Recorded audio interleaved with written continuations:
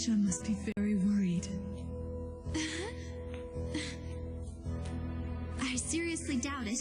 We just had an argument, so he's probably still fuming over that. And besides, he couldn't possibly know we're in so much trouble. If we're gonna make it out of here, we're gonna have to do it on our own, without any help from him. KIKYO, hold on just a bit longer.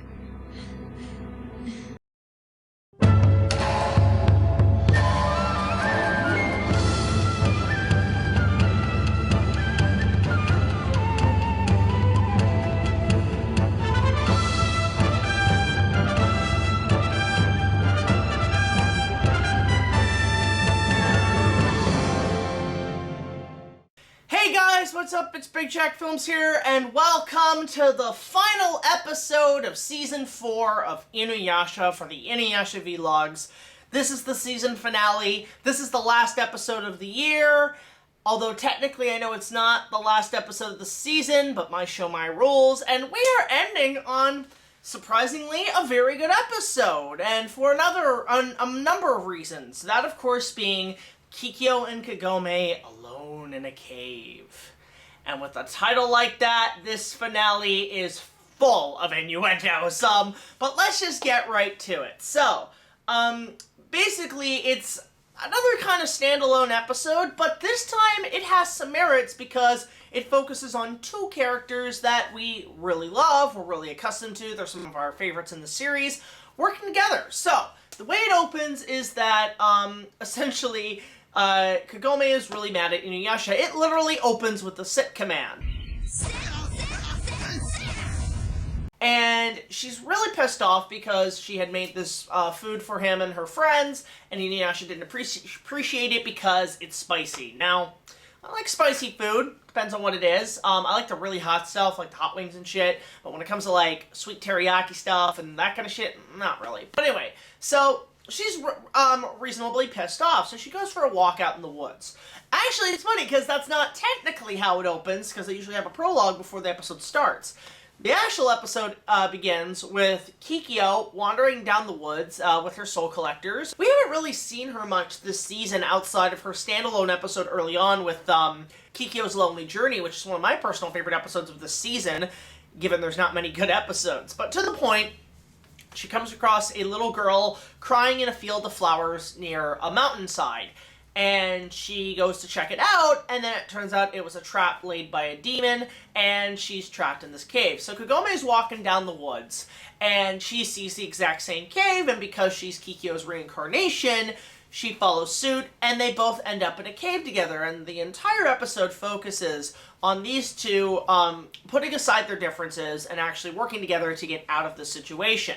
And what you follows is a series of a lot of action scenes regarding their powers and abilities and working off each other. Their dialogue is absolutely amazing, that they're pretty much inside the belly of this beast, this demon monster that's taken the form of a mountain. And they have to fight off creatures and bugs and all that stuff, and it eventually leads to them entering the heart of the beast and having to destroy it, which is at the top of this sort of domish stomach area with tentacles, because it's anime, and essentially they have to use their abilities to get out, and they stab the heart of the beast, and then the mountain evaporates, and KIKYO and Kagome go back to their separate ways. Kagome goes back to see InuYasha, while KIKYO continues her quest along to the mysterious mountain that the old man from KIKYO's Lonely Journey had told her about. And primarily that's where Season 4 ends. In regards to it as a finale, despite how awful this fourth season has been, I had been dreading this since I started this vlog, this finale was really damn good. I was surprised that it ended in a way that I actually was kind of satisfied, that I was actually having enjoyment, because this entire fourth season has been filler, pointless, not much in terms of stories and world building, and it's just there, and I get why, because they had to actually catch up with Takahashi in terms of the manga, let her do a few chapters, get the Band of Seven going for Season 5, and then they could continue on from there. But on top of that, the entire episode, this is the last episode to use traditional animation on the series when they jumped to digital. That's why I count it as the final episode, because it's also the final episode in terms of quality, classic quality of the series. So that's another reason why. And in that end, it works well. The animation is absolutely gorgeous. I really dug the hell out of the animation in this episode, and it's mostly because these two characters actually give a chance to work off each other rather than constantly hate each other or be around other characters to cause conflict of interest. You know, you don't see these characters half the time together alone, and even then, either Kikyo is placing a spell on Kagome, or Kagome is mouthing off Kikyo saying, "What the fuck is your problem?" But they're able to work together, and I think in this sense, they begin to respect one another when it comes to later on in the series. Especially for Kikyo, I think this is a moment in the series where she actually reconciles with Kagome and realizes, okay, she's actually not that bad. I have just been completely misjudgment of her because of my jealousy for my love for InuYasha, but on top of that, I've been dead for 50 years, and I don't know what the fuck's happening. I'm still trying to adjust to this. So it allows her to kind of trust Kagome more and know, okay, she is my reincarnation, she can be trusted, she is good-hearted, she's more good-hearted than I am, I'm going to entrust her with stuff in the future. So, in that regards, it works great, and as a Kikyo being my favorite character of the series, it works brilliantly. And even then, Kagome's doing a lot of cool stuff in this. Obviously, Kikyo's out with her weapons abilities, but she's using, like, ki blasts and stuff to block off enemies and stuff coming in. But Kagome, we actually see her a lot more active with the bow this time. You ever notice with the show that she's always just firing one arrow, never multiple? She's not like Legolas where she's doing that. Well, in this one, she's fucking Legolas. She is like shooting arrows left and right, and it's actually really fucking awesome. And I absolutely loved it. She's just shooting them left and right. Freaking amazing. More of that, please. Give me a battle sequence. Like, put these characters in Helm's Deep, and I think they would do wonders. But the only thing I will say about this episode that's kind of a nitpick, but it's not really a bad nitpick. It's sort of like, I can see where this came from, is that this feels like a fan fiction episode. Not necessarily fan fiction as in like, oh, it's terribly written, but more so one of those erotic fan fictions that you see all over the internet that was cut down because they had to appeal to a PG-13 audience. It feels that way from the dialogue, the way it's structured, the sets it's normally in. I mean, being alone in a cave or alone in some location is the setup for any erotic fanfiction. And then involving the demon of the mountain that has a lot of tentacles. And I mean, honestly, they have to really tame it down for a PG-13 audience, but it's there, and you have two gorgeous women there. Just saying, somebody in the department probably knew what was happening in the early days of the internet. Oh god, but that's not important. It kind of came off that way, that this felt like a fan fiction written script. And I don't know if the creators went to fanfiction.net back in late 2002, 2003 and said, let's incorporate this. The fans will like that. But other than that, I really dug the hell out of this episode. It was a great way to end not just the season from my perspective personally, but also a matter of, in terms of traditional animation, what a way to go out with these two great characters that we've really enjoyed for now 98 episodes. Yeah, that's another thing, guys. We're getting close to the 100th episode, like the 100th episode of the show. And I can't remember what the hell happens at this point. I know the next episode is an interesting one, another sort of fan service one, but it does the trick. So this one, I'm going to give a good, I think about an 8 out of 10. This was actually pretty damn impressive, and it was a good way to end a season that overall, guys, I was just not a fan of. And to sum up Season 4, this is one of the weakest seasons of the entire show. I had absolutely not been a fan of this season for years. I mean, Season 3 ended on such a great note, and waiting to see what happens next, along with the second movie, which pretty much is a feature-length version of Season 4.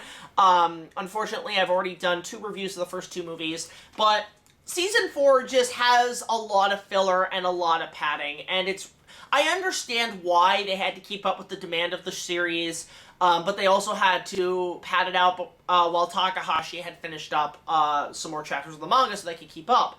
But that's the problem with the show. This happened a lot in the series, and it just constantly bit them in the ass to the point that, minor spoiler alert, the original series by Season 7 had ended prematurely because they had caught up with the manga. But aside from that, Season 4 does have its merits. There are a few episodes I did really enjoy. I did enjoy all the KIKYO-centered episodes. Those were fantastic. There were some episodes regarding past characters that were okay. They grabbed my attention, but unfortunately, I really wish they had focused on it more. Specifically, the one with Urasure's children, who have the dead. It was only one episode. It wasn't even a two-parter. You'd think something with established past mythos would have some merits, but they don't. The other one I like is Jochen Falls Ill. That's another great episode that really kind of was just your typical action episode. It was just more just, I think they were just kind of stuck on what to do, and they had multiple writers or whatever on this one. But, I mean, the animation team was the same, the cast was the same, and they just came in and did their job for a paycheck. And I think, luckily, Season 5 is going to be a hell of a lot better, despite some quality changes that I do have nitpicks on, but I will discuss that when we get to that in 2022. But Season 4 overall, yeah, it's about a 5. It's about a 4 or 5 out of 10 in total, because it's just got too much padding, too much filler, with a few good episodes. In fact, I'll say KIKYO's Lonely Journey is the only episode of this season that has merits for stuff later on. So, if you guys want to watch, there are a few episodes I would recommend, but you can mostly skip the season and move right into Season 5. So, yeah, that's it for InuYasha V-Logs Season 4. I hope you guys enjoyed it. We did 2 seasons this year, much like the first year, which was about a year ago. We did the first 2 seasons, and then we covered the first movie early on this year, did Season 3, then did Movie 2, and we finally wrapped it up with Season 4. And I will continue these up. Season 5 will go as planned in 2022, and hopefully, if we finish it, Season 5, we will go directly into Film 3 for a BigJackFilms review down the line. But of course, if you guys want to support our channel, go share this video around with your friends, share the entire playlist. We'll put that in the link description below and in the comments section if you want to catch up on the entire series as a whole. And support our Patreon. Just $1 more will get you access to all of our content, as well as other special features. All of your funds will go towards our show, and the potential for an InuYasha fan film down the line. We are just basically waiting for things to clear up 100%. We're almost out of this complete and utter shit show of a lockdown and the COVID pandemic. I think the light's at the end of the tunnel. So we're just waiting for things to clear before we start doing more of the script and conceptualizing and figuring out what the hell we want to do, because we want to do something with a live-action InuYasha product. We just are trying to figure out, put our footing of where we want it to go. But it's there, and your contributions of Patreon have been doing very well for us. So again, big thank you to all of us for supporting us, as well as watching these vlogs. We want to keep these up, so we hope you enjoy it when we get to Season 5. The journey is not over. We have a lot more to go. So, until the next video, guys, like, comment, subscribe. I'll see you guys later. This is BigJackFilms signing off saying, thank fuck. Season 4 is over. Now we can move on with the plot. There was just no plot in this season. So until next time, I'll see you guys later. Take it easy.